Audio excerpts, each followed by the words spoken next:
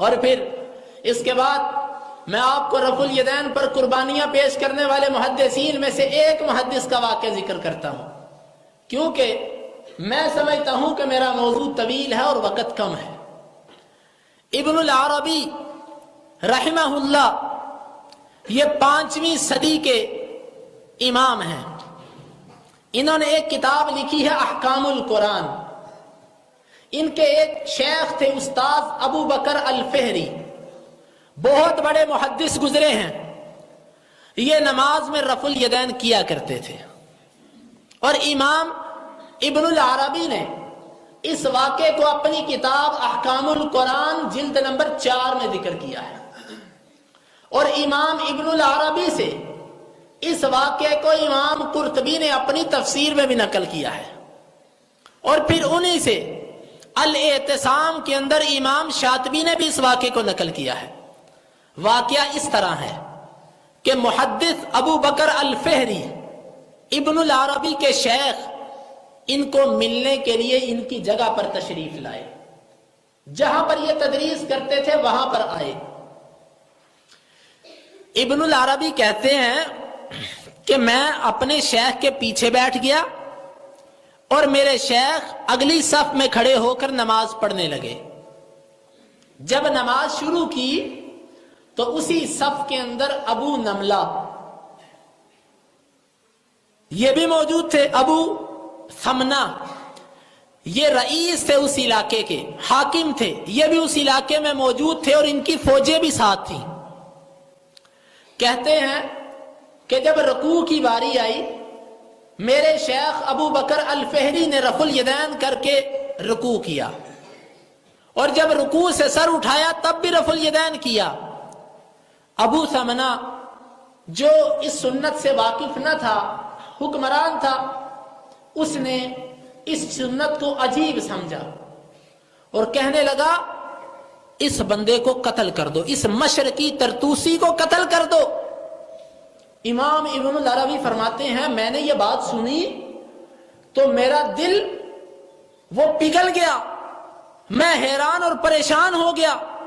میں جلدی سے اٹھا، میں نے اس سے کہا ھذا الترتوسی فقیہ الوقت، اور یہ جس کو قتل کی تم باتیں کر رہے ہو یہ اس وقت کا، اس زمانے کا فقیہ ہے۔ وہ مجھ سے کہنے لگا وَلِمَ يَرْفَعُ يَدَيْهِ، اگر یہ فقیہ ہے تو رفع الیدین کیوں کرتا ہے؟ میں نے اس سے کہا كَذَلِكَ كَانَ النَّبِيُّ صلی اللہ علیہ وسلم يَرْفَعُ، اللہ کے نبی بھی ایسے ہی رفع الیدین کیا کرتے تھے۔ اور وہ مالکی تھا، مقلد تھا۔ امام ابن العربی نے اس کی نبض بھی پکڑ لی ساتھ ہی، کہنے لگے وَكَذَلِكَ عَنْ مَالِكٍ، اور مالک سے بھی اسی طرح روایت ہے، جو اہل مدینہ نے مالک سے رفع الیدین کیا ہے وہ بھی ایسے ہی ہے۔ ابن العربی کہتے ہیں میں اس کو چپ کروانے میں لگ گیا، اس کو دلائل پیش کرنے لگ پڑا۔ میرے شیخ نماز پڑھتے رہے، وہ نماز پڑھ کے فارغ ہوئے، میں نے ان کو بازو سے پکڑا اور اپنے گھر لے گیا کہ یہ جاہل کہیں کوئی ایسی حماقت نہ کر بیٹھے۔ میں اپنے گھر لے گیا تو میرا چہرہ متغیر تھا، میرا رنگ اڑا ہوا تھا۔ میرے شیخ سمجھ گئے اور پوچھنے لگے کیا بات ہے؟ میں نے ان کو بتلا دیا کہ شیخ محترم آپ رفع الیدین کر رہے تھے تو یہ لوگ اس سنت سے واقف نہیں تھے، یہ باتیں کر رہے تھے۔ تو ساتھ نصیحت کے طور پہ کہنے لگے کہ آپ ایسی جگہوں پہ رفع الیدین نہ کیا کریں جہاں پر لوگ اس قسم کے جاہل ہوں۔ امام ابو بکر الفہری کیا فرماتے ہیں؟ ابو بکر الفہری نے بڑی زبردست بات کی اپنے شاگرد کو، فرمانے لگے کہ اللہ کے بندے وَمِنْ أَيْنَ لِي أَنْ أُقْتَلَ عَلَى سُنَّةٍ، میں اتنا عظیم کہاں کہ نبی کی سنت پر قربان ہو جاؤں؟ میں تو کمزور سا بندہ ہوں، زیادہ سے زیادہ یہی تھا نا کہ رفع الیدین پر مجھے قتل کر دیتے۔ اگر مجھے قتل کر دیتے تو میں کس پر قتل ہوتا؟ نبی کی سنت پر۔ تو میں مجھ سے بڑھ کے خوش قسمت کون ہوتا جو نبی کی سنت پہ قربان ہو جاتا؟